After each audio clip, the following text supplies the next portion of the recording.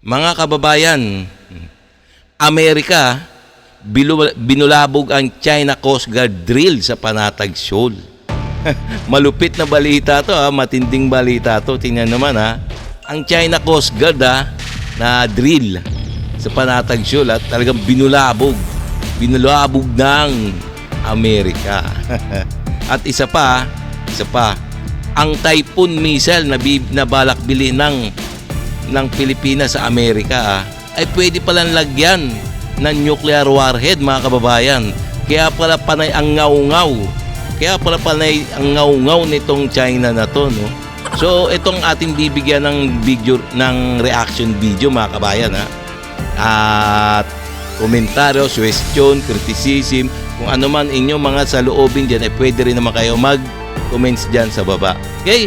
So kung bago ka pa lang sa aking channel, mga kababayan, please like and subscribe na lang muna sa ating YouTube channel bago tayo mag-umpisa. And also please paki-subscribe din kay Good News Philippines. So itong video na to, sa kanya to, no? So bibigyan lang natin ng reaction to, video komentaryo. Kasi ito yung mainit na balita sa ngayon, di ba? Sa West Philippine Sea. Alam nyo naman ang West Philippine Sea, di ba, mga kabayan? Na ito ay init na kunin, na gustong kunin o kamkamin ng mga singkit na to ang ating teritoryo dyan sa West Philippine Sea.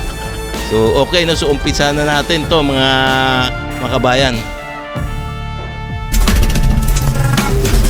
China kinumpirma na nagsagawa ang kanilang Coast Guard ng maritime patrol sa paligid ng Bao de Masinloc. 3 sa malalaking barko ng China at 6 pang mga Chinese maritime militia vessel ang kabilang sa armada ng China na namataan sa teritoryo ng Pilipinas. Pero binulabog ng barko ng US Navy ang mga barko ng China nang magpakita ito sa lugar. Ang United States Naval Ship Victorious ay namataang nasa di kalayuan ng Bao de Masinloc na nagsasagawa ng Freedom of Navigation Operation. Makikita na ang nasabing barko ng Amerika ay nasa pagitan ng Santa Cruz Zambales at Bao de Masinloc. Ang tanong, bakit wala ni isang barko ng China ang bumuntot o lumapit man lang sa barko ng Amerika?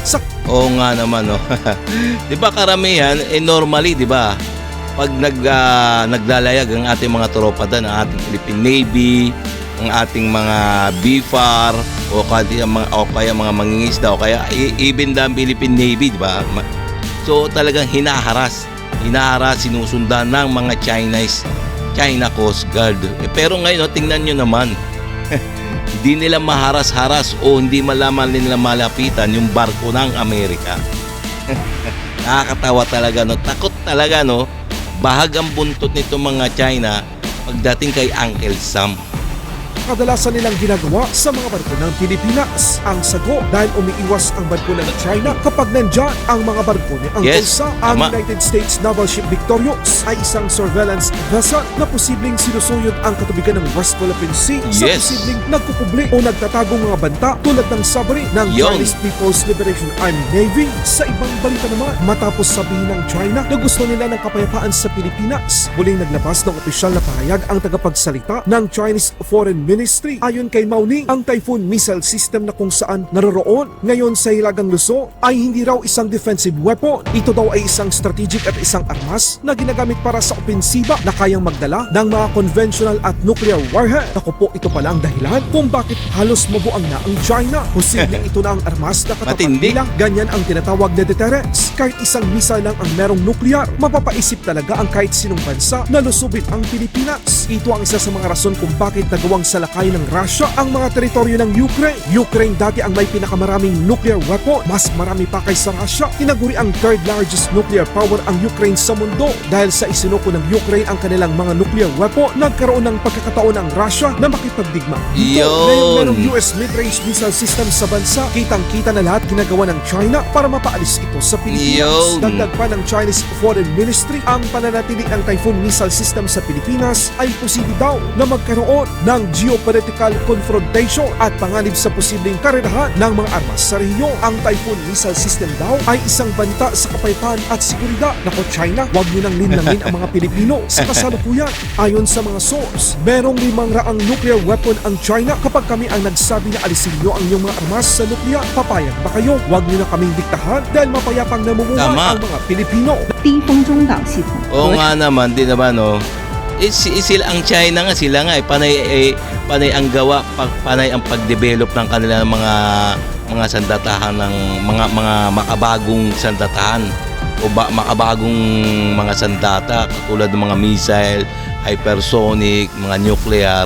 Panay ang gawa nila, samantalang sa atin nga samantalang ang Pilipinas nga hindi nga gumagawa ng mga ganyan, bumibili lang. Ngayon, bumili lang tayo, nalaman nila na bumili lang ng Typhoon missile sa Amerika, panay ang ngaw-ngaw na ng China. Samantalang isa lang naman o tatlo lang naman yan. Natatakot sila sa sa Typhoon missile ng Amerika. Kasi nga ito nga nalaman nila kasi itong Typhoon missile na to pwedeng kargahan ng nuclear warhead.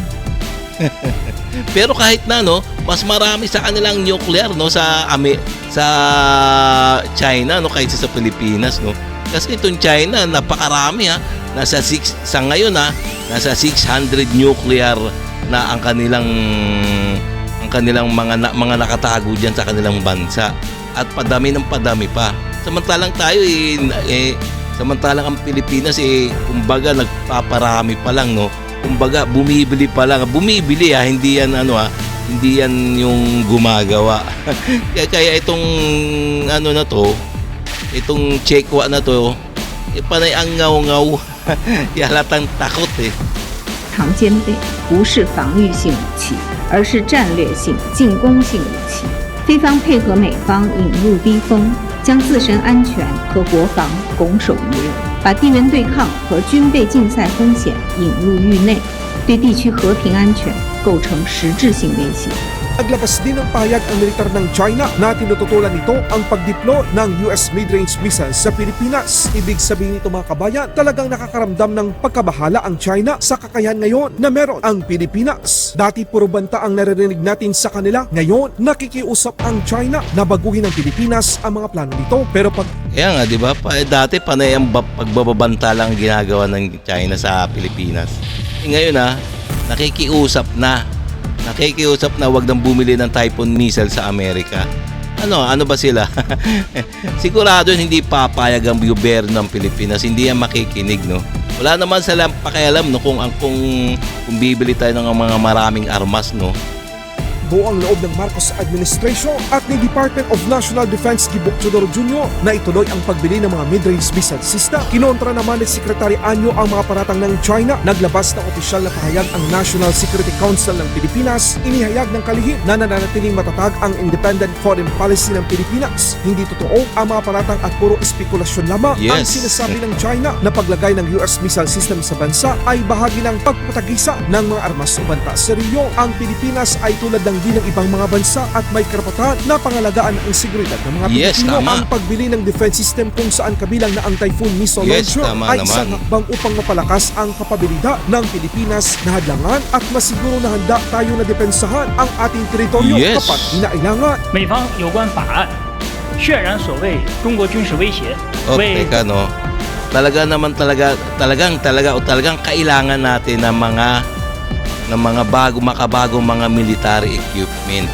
Kasi ang aking opinion napakaluma na yung mga dati natin mga military equipment, So wala na yun Talagang kumbaga kapanahon pa ni Kopong-Kopong yun yung mga natin diyan sa ating mga military hardware, So talagang kailangan na ng AFP modernization.